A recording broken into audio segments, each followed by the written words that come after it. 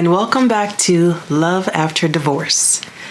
I'm your host, Nicole, and if you've had a chance to review the first video, you'll have gotten the story of what I went through and the hardships.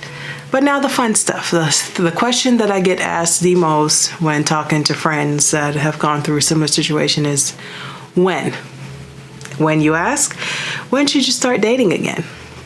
And the answer I have for that is when you're damn ready.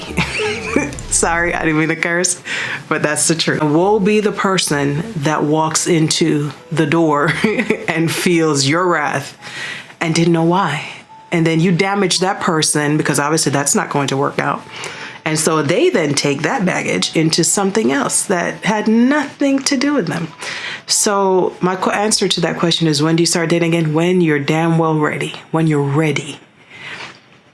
How do you know you're ready? It was about 3 years after the marriage broke. Not divorce, but after the marriage broke, because it took a while for the divorce, the papers to go through. I don't know why. I'm in California. I don't know if that's typical, but I just know it drug on and on and on. But anyway, don't want to rehash it. So I would cry. I would be angry. I had terrors, not nightmares, but terror-mares, if you want to call it that. And it just was not a good situation. I wasn't ready to be around other people. To again, go back to the fact that I had my 4-year-old, who was now 5 at the time, a brand new baby. I couldn't see myself going out with somebody, and I just had a newborn. I did have some support, but I didn't want to do that. I just wasn't ready. So it took about 3 years, and that's the honest truth. About 3 years for me to decide, okay, I'm ready.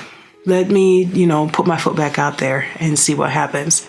And again, as I told you before, I was not an online dater, so it was going to be interesting considering the city I live in. I live in California, as I told you, but I just never thought much of the people I came across in the city I live in. So this was when I was much younger, the 16 years prior.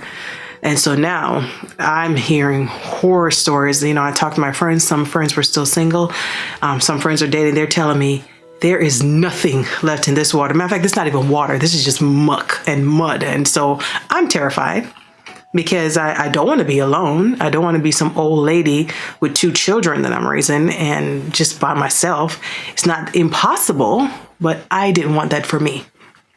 I felt I had a lot of love to give, and I wanted to share that with someone else, but I was scared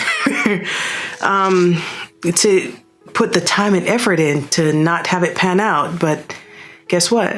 It's a chance you take. It's risk. Nothing is guaranteed in love. Absolutely nothing. It's a risk. Every time you put yourself out there, you're risking it may not work out, but you're also taking the risk that it will. So anyway, don't rush yourself. That's the next thing I wanted to tell you. Slow down. I know within those 3 years, I felt like I was finding myself again. I did a lot of journaling. I kept journals. I still have them. It'd be an awesome book, I think.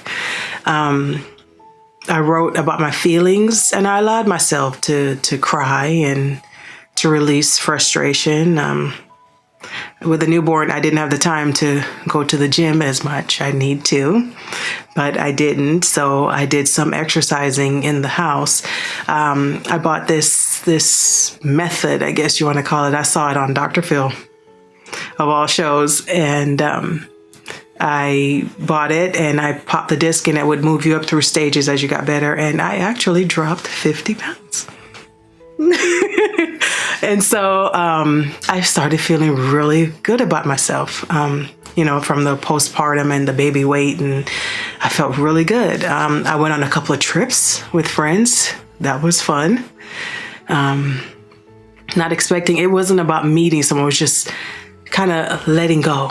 allowing myself to take the trips that I wanted to take, but I couldn't because I was being a mother, I was being a wife, I was being a caretaker, a maid, a nursemaid, everything other than me, which is what a lot of women do. You tend to lose yourself in the day-to-day. And so I gave myself a chance to do that, to have those experiences that I hadn't in a while. I did prior to marriage and children, but I just completely stopped.